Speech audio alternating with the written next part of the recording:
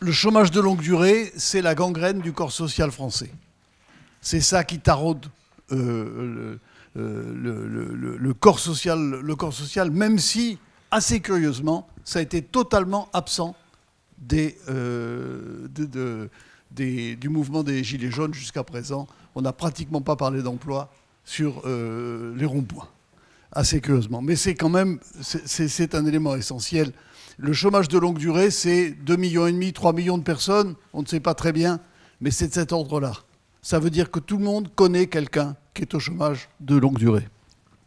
Et on sait que ce chômage de longue durée ne se réduira pas du simple fait de la croissance, parce qu'il y a une sorte de séparation dans le marché du travail entre ceux qui peuvent accéder à l'emploi rapidement, qui ont les capacités pour cela, et ceux qui sont considérés comme trop éloignés du marché de l'emploi et que les entreprises ne vont pas chercher. Alors, pour mobiliser les chômeurs de longue durée, on ne peut pas se satisfaire de cette situation. Il y a deux voies.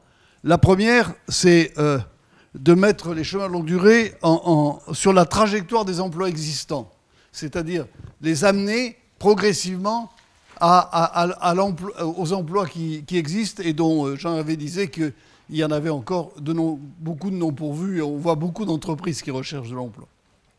Pour cela, je vais très très vite, mais il y a un triptyque qui est incontournable. C'est la mise à l'emploi, la formation et l'accompagnement. Il faut les trois. Pour les chômeurs de longue durée, il faut les trois. On ne peut pas leur imposer des formations s'il n'y a pas une perspective de mise à l'emploi. Et on sait aussi qu'ils ont besoin d'un accompagnement à la fois social, parce qu'ils ont des pathologies qui ne relèvent pas uniquement de l'emploi, et un accompagnement professionnel. C'est ce triptyque qui est absolument essentiel. Et puis, il y a une deuxième voie, c'est sur celle-là que je voudrais m'appesantir 2 minutes de plus, c'est de créer des emplois nouveaux, qui soient accessibles à ces chômeurs de longue durée. C'est ce que nous essayons de faire à travers l'expérimentation dite zéro chômeur, qui est fondée sur 3 convictions. La première, c'est que tout le monde est employable, à la mesure de ses capacités.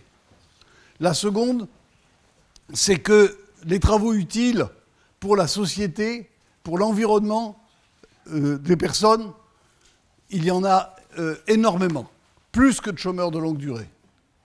Et enfin, la troisième conviction, c'est que, ce que disait Jean-Hervé, c'est que d'argent, il y en a, parce que un chômeur de longue durée coûte à la collectivité presque aussi cher, je reviendrai sur ce point, aussi cher que sa mise à l'emploi. Et que donc, on peut trouver une manière d'activer les dépenses passives pour mettre les personnes à l'emploi. Alors, où en sommes-nous après 18 mois ? On a créé, il reste 2 minutes,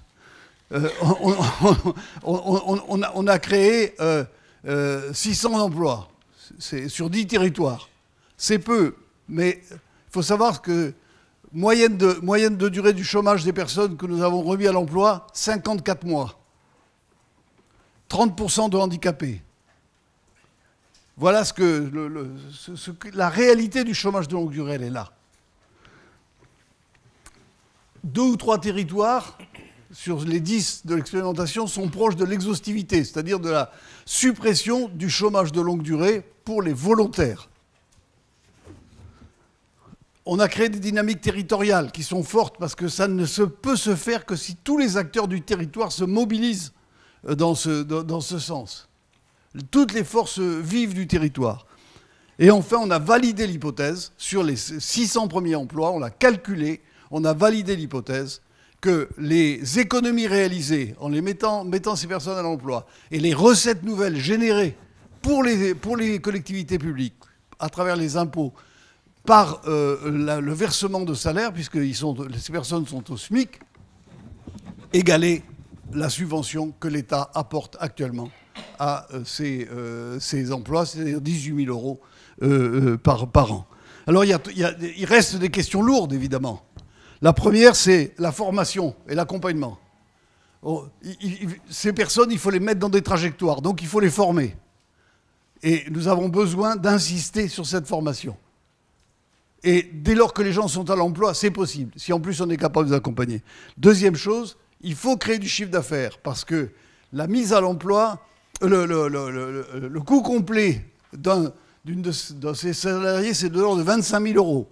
La subvention est de 18 000 euros. D'ailleurs, elle va légèrement baisser en 2019, puisqu'elle va être de 17 000 euros. Il faut combler cela en créant du chiffre d'affaires.